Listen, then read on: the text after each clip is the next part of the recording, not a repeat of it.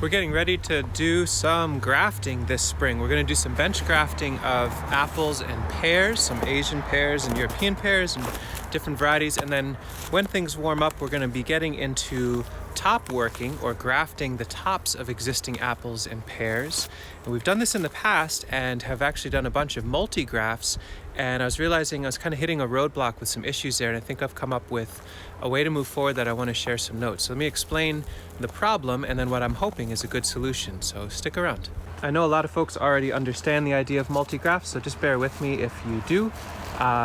So the idea is, so for example, here is an apple tree. This is a seedling of a crab apple from our backyard, a really beautiful, huge tree that does not make food for us, makes wonderful food for wild birds, but makes lots and lots of seedlings. And so there's this benefit of being able to graft all these different varieties of neat apples onto one tree. So we get lots of different fruit from one space, but then also scion wood that we can graft on other trees. Lots and lots of layers of value, but a little bit challenging to keep track of. So you can see as an example here, so these were all cleft grafts that were done. And if there's some time this spring, we will document this. We're incredibly amateur grafters and it still works pretty well, so we can show you a scrappy way to go about it. And so we've used these nursery tags and our Listo pen in the past to write. So for example, this is Baldwin and this is Carrie Pippin, and we've got Lil Sweetie, which is from a wild tree up near the main nursery. And so all of these grafts have taken, they're great, they're doing their thing. They'll need some pruning and some other work, but these tags are not long for this world. This is a good example of where the problem comes in. Here is golden russet. Two things are happening. Number one, this graft has done very well. You can see this is the graft point. So lots and lots of growth up here, and it's swollen dramatically. So either do I loosen this up, because right now it's kind of biting into the tree, it's not great for it, or do I wait for it to snap? We've lost the markings on a number of these because we either had to loosen them or between the cold and the stress of expansion, they cracked off. So we need a better way to mark these that indicate the different branches and what's grafted onto them, but don't bite into the tree. How do we go about that? This set of grafts, there's about 7 or 8 varieties in total in here. And this is where we've started adding in the solution that we're working with. So you can see here is, it's another part of the issue is that it fades over time. So this is a Wixen crab. This will fall off or bite into the bark or have some other issue. Here's what we're moving over towards. These big generous loops of 17 gauge. So this is standard electric fence material. You can get a half mile of this for 20 or 30 bucks. You probably have it laying around anyway if you're doing gardening or farming.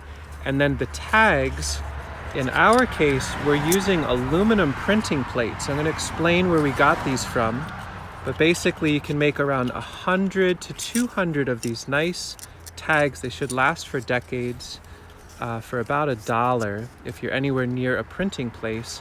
And I'm just using a ballpoint pen to emboss on there. So there's a little bit of ink. That's a moot point. That's a non-issue. You can see it's actually embossed in so that when the ink fades away, it's actually, you can see it on the back a little bit.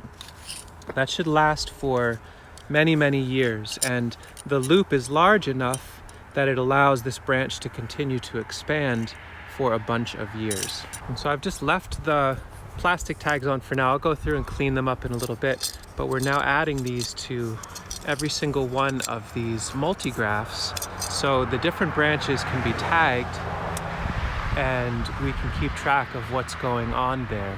So I filmed a bit, or Sasha filmed a bit while I was processing these. You can see it's a little bit stained, but who cares?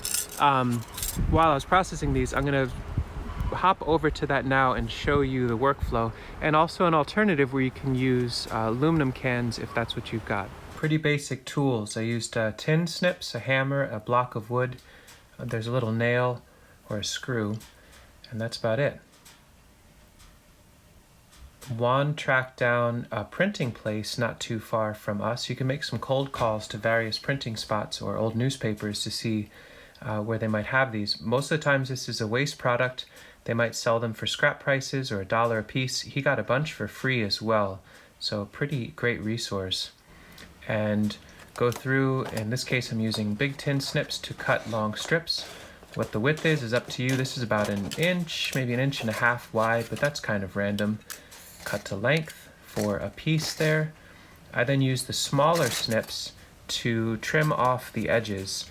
Definitely optional, but I think it makes it a lot nicer if you are interacting with these at all. I don't think you need to do all 4 corners, just the 2 that are at the bottom. And then I take it and fold it over a board, and that same board is what I'll use to hammer through to make a hole. That reinforces the top where the hole goes through, and kind of cleans it up. I think that's a worthwhile bit, but probably optional as well. Here I'm using a screw to punch a hole, but a small nail would do it. I want a hole just big enough to let the wire through, and that's what this is. And you can always just have a piece of wire to test. And that makes a whole bunch of tags in not much time, about 200 in an hour. Here I'm using an aluminum can, and this just uses regular scissors. I talked about this in another video, but a pair of old scissors you don't care about can cut right through a can. I trim the top and the bottom off. That gives you a nice sheet of aluminum that you can then trim up and tidy. Again, I'm just getting a section here. I trimmed it up and then I'm folding it over once and then folding that tab over just to reinforce and make it a little stronger. And I can do the same thing, put it on a wooden block, hammer it a little, and then tap a hole through with a screw or a nail. I recognize that might only be useful to a handful of folks that are interested in doing multi-graft or grafting trees and being able to track what varieties you're putting on there, but maybe it's just a little trick to keep in the back of your mind. Maybe you've got some solutions, you've been grafting or marking trees for quite a while and have come up with something that you think is really spectacular. Let us know in the comments. I'm always interested in upgrading our systems for sure. But for now, it's a system that probably costs maybe 3 to 5 cents a pop and should last for a good 20 years. So I'm satisfied with that scenario. Thanks for watching.